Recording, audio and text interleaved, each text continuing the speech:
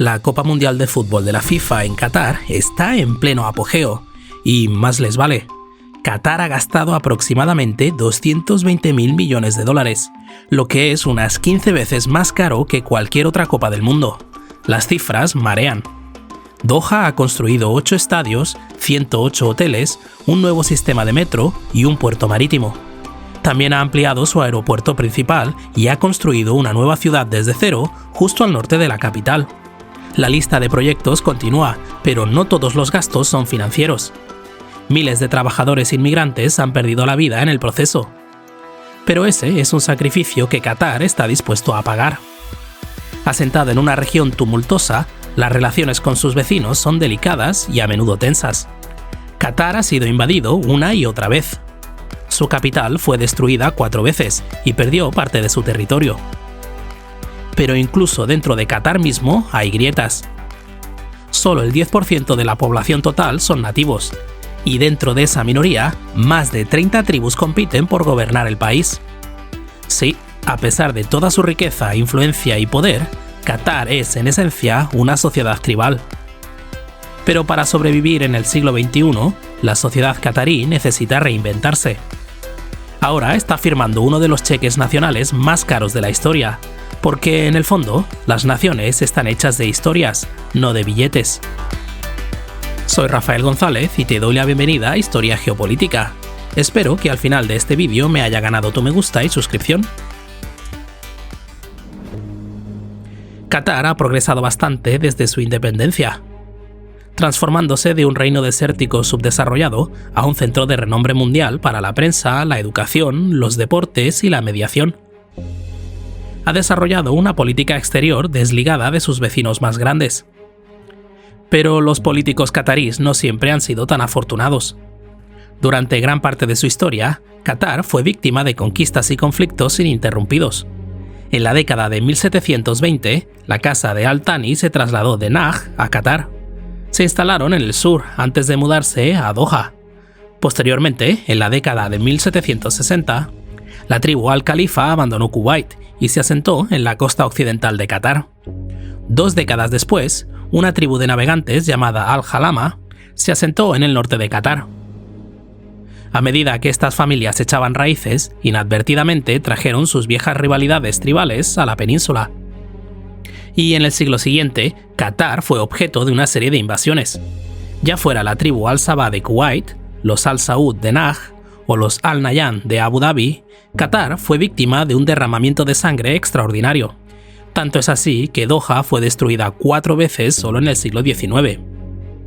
Ser de una tribu qatarí era una profesión de alto riesgo.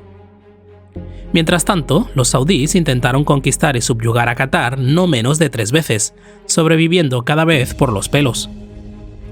Finalmente, las cosas amainaron cuando los británicos intervinieron y obligaron a las principales tribus a reconocer los territorios soberanos de los demás. Al desempeñar el papel mediador, Gran Bretaña absorbió a las tribus árabes en su imperio. Al mismo tiempo, la casa de Al Thani llegó a dominar la vida política y ocupó el trono. Mientras tanto, las tribus Al-Mura y Al-Jawahir habían crecido a 2/3 de la población total de Qatar. Sin embargo, en 1971, Gran Bretaña puso fin al estado de protectorado de Qatar, y tan pronto como sucedió eso, todos volvieron a sus viejas costumbres. La independencia colocó a Qatar en la mira de sus vecinos. Primero, en 1974, Arabia Saudita se apoderó de una franja costera de 45 kilómetros que conectaba Qatar con los Emiratos Árabes Unidos. Luego, en 1986, estalló una antigua disputa territorial con Bahrein sobre las islas Jawar y los arrecifes de coral Fas Dibal. Los derechos a los recursos naturales estaban en juego, y la guerra a gran escala se evitó por poco. Más tarde, en 1992, Arabia Saudita atacó y le arrebató el puesto fronterizo de Al-Kafus a Qatar. Aún más tarde, en 1995, Arabia Saudita, Egipto, Bahrein y los Emiratos Árabes Unidos unieron sus fuerzas para derrocar al emir Hamad, quien había tomado el poder de manos de su padre un año antes. Aún más preocupante, el golpe fue respaldado por la tribu Al-Mura, lo que pone de relieve cómo los intereses de muchas tribus van más allá de sus fronteras nacionales.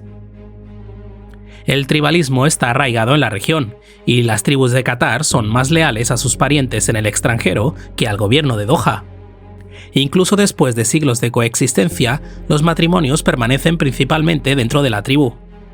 Y hay más de 30 tribus nativas en Qatar.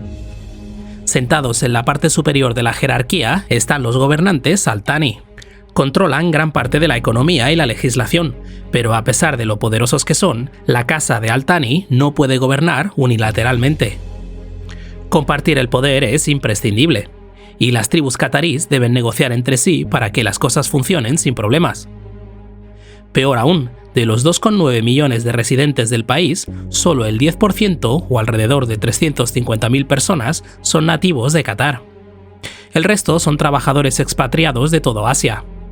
Los catarís nativos son una minoría en su propio estado. La población predominante de expatriados es el resultado de la expansión económica y de infraestructura.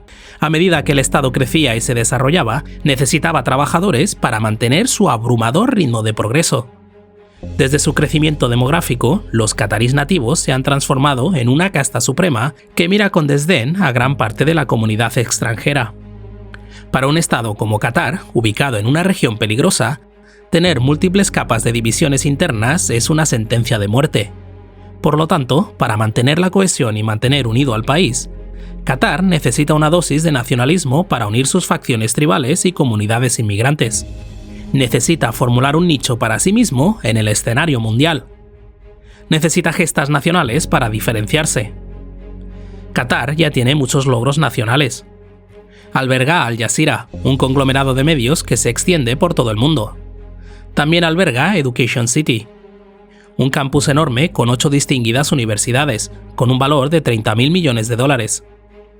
Doha es propietaria de Qatar Airways, la 9ª aerolínea más grande del mundo. Y tampoco duele que Qatar sea una de las naciones más ricas del mundo según PIB per cápita. Estos logros han traído riqueza, influencia y poder, pero han hecho poco para modernizar o unificar sus bases tribales. Fundamentalmente, Qatar sigue siendo pequeño, vulnerable y sin margen de error. Una sola catástrofe podría enviarlo todo al traste. Para asegurarse una tregua duradera, Qatar necesita equipar a sus ciudadanos nativos con herramientas para la modernidad e integrarlos en la economía de expertos de Qatar. El desarrollo de una cultura deportiva es visto como un medio para este fin. La esperanza es que el atletismo pueda unir a la juventud nativa y nutrir una identidad unificada más allá de las interferencias tribales. Las naciones se desarrollan orgánicamente cuando una comunidad con rasgos culturales específicos adopta símbolos que reflejan esos rasgos. El deporte, con sus banderas, himnos y señas, es un recordatorio constante de su comunidad y, por lo tanto, una herramienta de poder blando.